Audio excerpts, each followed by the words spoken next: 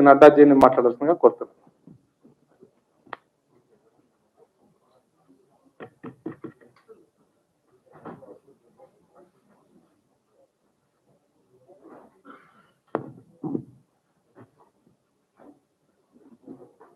Friends from the media, my senior leaders on the dais, my colleagues and dear friends, it is indeed a matter of great opportunity for me to have an interaction with you. Today I had come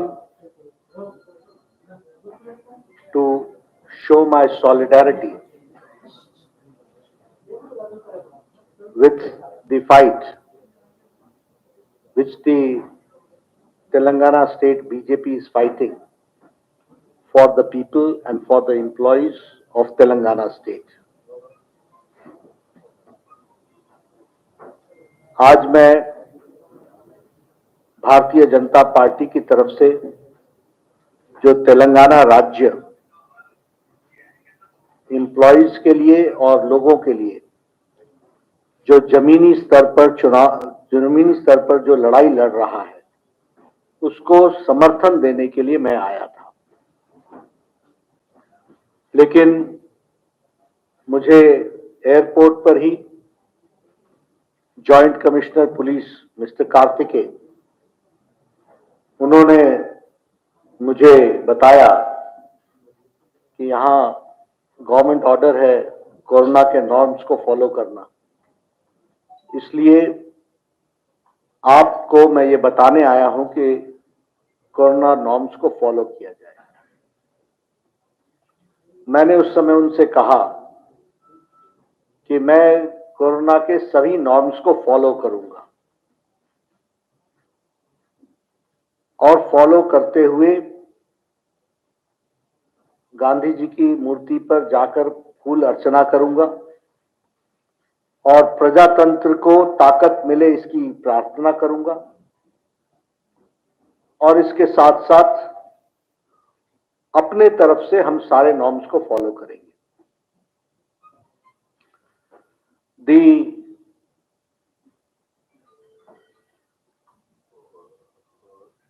situation of the government was exposed at that point of time. When I said, now do I have the permission? He said, I don't know. That means that the administration was only bent upon stopping me. But they did not have the answer when I told them that I will go within the norms. And then they said, iska permission mere paas nahi hai, you are the best judge. Khair, I'm a person and my party is a disciplined party. We went there. Mahatma Gandhi ji के आगे हमने फूल अर्चना अर्पित की और उनसे हमने शक्ति भी ली और प्रार्थना भी की। लेकिन ये सारे प्रोसेस में कोरोना को किस तरीके से उपयोग करने का प्रयास किया यह यहां पर भली भांति दिखता है और मैं वहां जनसभा कर सकता था, लेकिन मैंने प्रोटोकॉल्स को फॉलो करते हुए और मैंने सोचा कि आपके माध्यम से, मीडिया के माध्यम से मैं अपनी बात को कहूंगा और इसलिए आपको on a very short notice I requested all of you to join me for the media briefing and you all have come. I must thank all of you. जहां तक तेलंगाना का सवाल है, केसीआर के नेतृत्व में चलने वाली सरकार गैर प्रजातांत्रिक तरीके से सरकार चल रही है। It is the most undemocratic government which is functioning. It is the last 2 days, whatever has happened, it is a murder of democracy. ये प्रजातंत्र की हत्या है जो पिछले 2 दिनों में घटनाएं घटी हैं और एक तरीके से डिक्टेटरशिप है, ऑटोक्रेसी है, तानाशाही है, और यह सरकार आकंठ भ्रष्टाचार में डूबी हुई, डायनेस्टिक रूल यहां पर चल रहा है, परिवारवाद चल रहा है, वंशवाद चल रहा है, जिसकी सैद्धांतिक रूप से भारतीय जनता पार्टी लड़ाई लड़ रही है और लड़ेगी और अंतिम समय तक लड़ेगी, जब तक कि हम इस वंशवाद की सरकार को, भ्रष्टाचारी सरकार को, एंटी डेमोक्रेटिक सरकार को उखाड़ नहीं फेंकते हैं प्रजातांत्रिक तरीके से, तब तक ही हम लड़ाई लड़ेंगे। अब मैं बात करता हूं जो संजय बंडी जी के साथ हुआ। सबसे पहले आप सब लोग घटना जानते हैं। ये जो जियो ऑर्डर है 317, ये एंटी एम्प्लॉय है, ये एंटी पीपल है, और being in opposition it is my responsibility and my party's responsibility to fight for the cause of the employees and fight for the cause of people.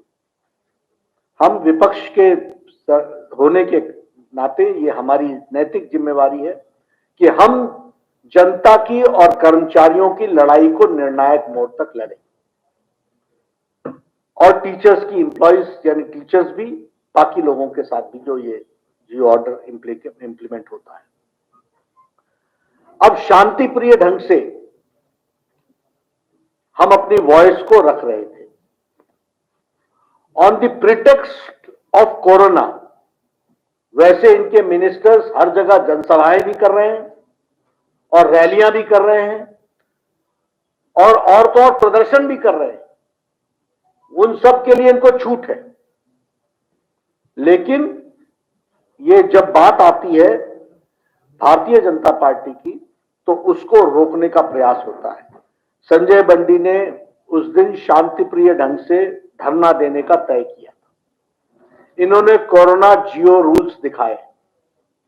इस बात को ध्यान में रखते हुए संजय बंडी ने अपने एमपी वाले कार्यालय में रात का जागरण रखा, और जागरण शांतिप्रिय ढंग से रखा, और पुलिस ने पहले वहां एम्प्लॉयज को, टीचर्स को आने से रोका,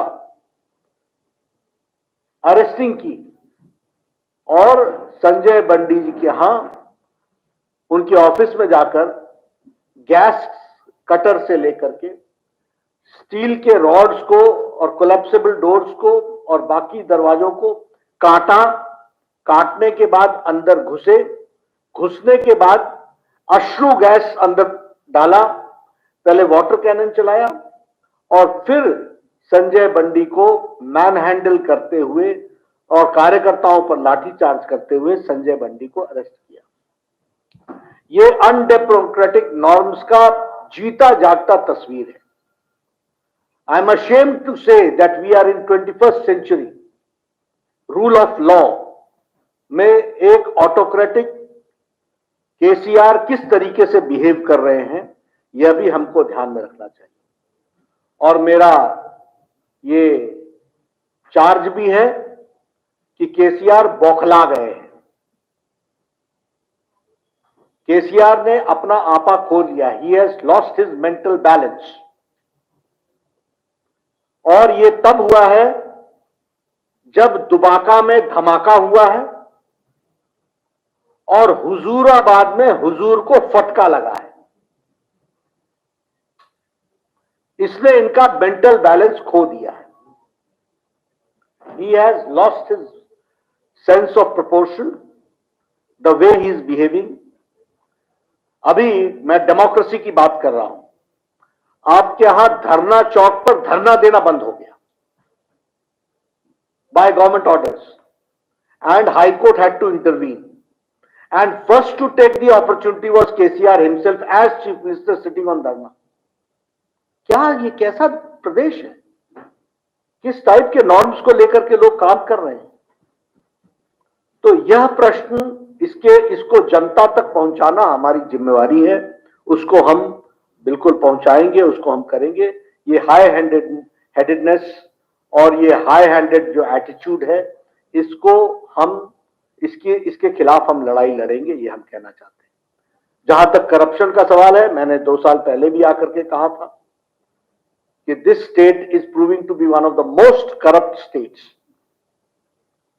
and all under the direction of chief minister. मैंने पहले भी कालेश्वरम के बारे में बातचीत की थी. Kaleshwaram has become an ATM for KCR. हमारे हिंदी में कहते हैं कि ये दूध देने वाली गाय हो गई है. The original project was of 36,000 crores. Now the project is 1,20,000 crores. And the water has reached only his farmhouse and to none others. This is the situation. If I talk about Palamuru Rangareddy, inauguration हो गया, पैसे लग गए, एक drop water नहीं पहुंचा है. This is the situation. Mission Bhagirathi, पैसा लग चुका है, एक ड्रॉप वाटर नहीं पहुंचा है. This is the state of corruption, of height of corruption of KCR's government, which we have to understand. मैं बहुत से उदाहरण दे सकता हूं, but this is the most corrupt state and he is one of the most corrupt administrator, chief minister who is working. That is what I would like to say. As far as dynastic rule is concerned, बेटा, बेटी, भांजा, अभी पोता तैयार नहीं है, लेकिन हर एक तरीके से it's a family rule, it's a dynastic rule and it is a question on democracy. ये प्रजातंत्र पर एक प्रश्न है और हम यह लड़ाई जनता को नीचे तक लड़ेंगे, ये हम आपको बताना चाहते हैं. जहां तक हमारी लड़ाई है, मैंने पहले भी कहा था, केसीआर साहब का जिस तरीके से उन्होंने संजय बंडी को अरेस्ट किया है, विनाश काले विपरीत बुद्धि, एंड दिस इज धर्म युद्धम. हम ये धर्म की लड़ाई लड़ेंगे और प्रजातांत्रिक तरीके से लड़ेंगे. We will take all legal recourse and we will take all democratic things, democratic methods. हम प्रजातांत्रिक तरीके से इस लड़ाई को निर्णायक मोड़ तक लड़ेंगे और हमारी भारतीय जनता पार्टी को कितना भी रोको, हम रुकने वाले नहीं हैं. अगर हमारे संजय बंडी को अरेस्ट किया है तो हमारा डेली धरना भी चलेगा, हम इसको आगे भी बढ़ाएंगे. आज मैंने शुरू किया है, कल कोई और आएंगे, लेकिन इस लड़ाई को हम निर्णायक मोड़ तक लड़ेंगे, ये हम आपको बताना चाहते हैं. जहां तक मैंने आपके साथ तो कहा ही कि राजनीतिक तरीके से लड़ेंगे, ये नेशनल पार्टी के तरीके के लिए केसीआर जिस तरीके से बिहेव कर रहे हैं, उसको उसका पर्दाफाश करना ये हमारी राष्ट्रीय जिम्मेवारी भी है और प्रादेशिक जिम्मेवारी भी है, जिसको हम निभा रहे हैं. मैंने तो कोरोना के सारे नॉर्म्स फॉलो किए, and that is why your police commissioner did not have any answer. He thought that I will take law and order in my own hands. We know how to fight democratically and how to see that we do not overstep the laws, but at the same time हम प्रजातांत्रिक तरीके से लड़ते हैं. लेकिन आपने corona कहा तो मैं हमेशा ये कहूंगा कि केसीआर, कोरोना तो बहाना है, सही में तो प्रजलू को दबाना है. आप दबाने पर लगे हो. ये तेलंगाना की प्रजलू को आप दबा नहीं सकते. ये बहाना है कोरोना का. और मैं कहने के लिए नहीं कह रहा हूं, आपको एक छोटा सा, सिर्फ आपकी मेमोरी को शार्पन करने के लिए थोड़ा सा मैं दृश्य आपको दिखाना चाहूंगा. आप जरा इसको भी देख लीजिए कि कोरोना की दुहाई देने वाले బాధ అది ఏమంటుందంటే కరోనా వస్తే మాస్క్ ఇచ్చే పరిస్థితి లేదు. కరోనా వస్తేనే అధ్యక్ష ఇంతమంది కూర్చొని ఎంతమంది మనం అధ్యక్ష స్టాఫ్ మనం అంతా కలిసి 220 మంది ఉన్నాం. ఒక్కరికైనా మాస్క్ ఉన్నదా? అంటే మనం చచ్చిపోతాం. మరి ఏ ఒక్క ఆరోగ్య మంత్రి గారు వచ్చారు దేవుడి వల్ల, వారికి కూడా మాస్క్ లేదు. మరి డాక్టర్లు ఎందుకంటే అందరికన్నా ముందు ఆయనకే కట్టాలి ఉంటే అవసరం ఉంటే.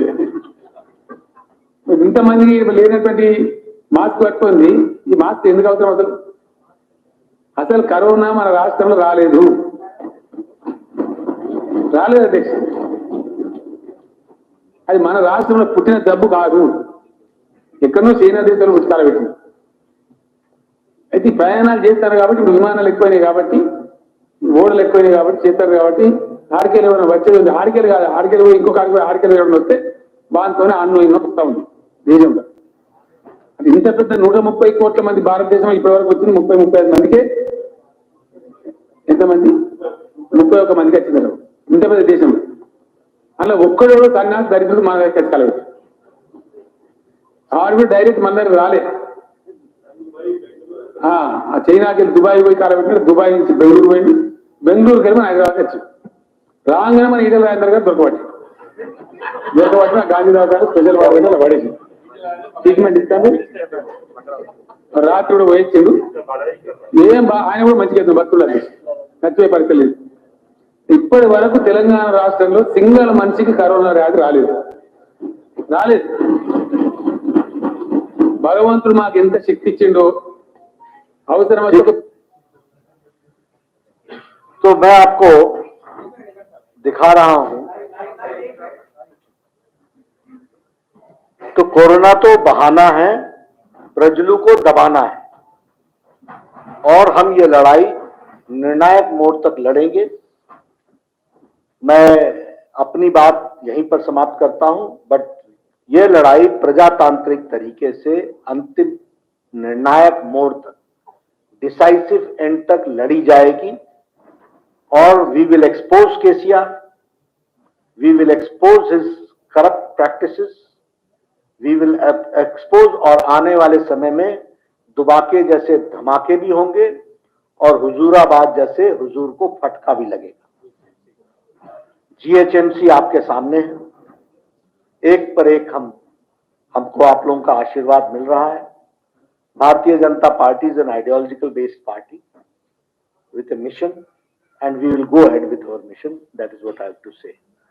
मैंने मित्रों अपनी बात यहीं समाप्त की है।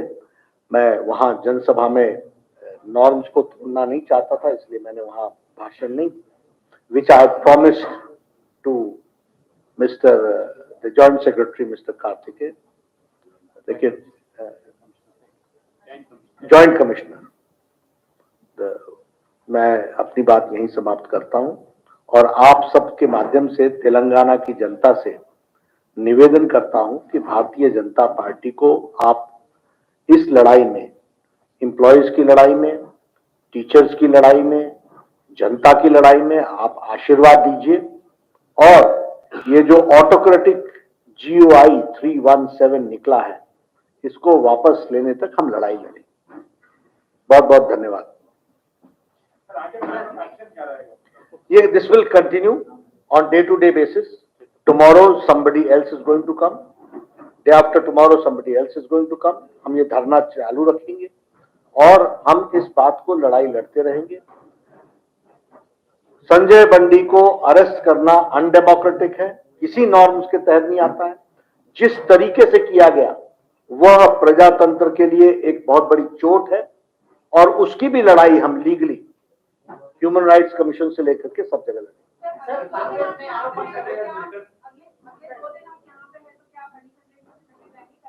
किनसे हम उसके बारे में बात करेंगे क्योंकि अदर प्रोग्राम्स भी हैं, उसके साथ हम उसको एसिमुलेट करेंगे। एक आरोपण है कांग्रेस, आपके अधिकार है सेंट्रल में, क्यों विचार नहीं कर रहे? इसके भला ये दिखता है दोनों के बीच में दोस्ती है, गली में लड़ाई, सेंट्रल में दोस्ती बोलते आरोपण कर रहे हैं। ऐसा है, कांग्रेस का ये काम है न खुद काम करना न किसी को करने देना और दिशा को भ्रमित करना। हम दिशा जानते हैं, डायरेक्शन जानते हैं। केसीआर से लड़ेगी तो बीजेपी ही लड़ेगी और सफल होगी। किसके बारे में? के बारे में हाँ करेंगे, बिल्कुल करेंगे।